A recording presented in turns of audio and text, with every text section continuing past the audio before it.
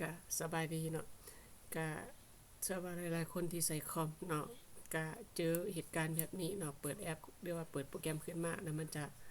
ค้างสไตล์นี้เนาะเฮ็ดหยังบ่ได้เอาออกบ่ได้เนาะก็คือมีวิธีเนาะให้ทุกคนมาที่แท็บข้างล่างสุดเนาะแล้วก็กดคำว่าคลิกขวาเนาะคลิกขวาในเมาส์เนาะคลิกขวาซ้ายมันจะขึ้นมาคำว่า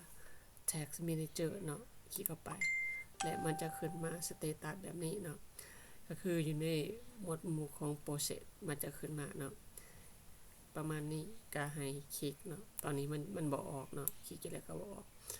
ก็อยู่ในหมวดหมู่ของโปรเซสหลังจากนั้นก็มาคลิกใส่ตัวที่เราจะออกก็คือเป็นแคปคัทเนาะคลิกขวาใส่และหลังจากนั้นคำว่า Incheck เนาะมันจะหายไปทันทีเนาะสำหรับเทคนิคในการแก้ไข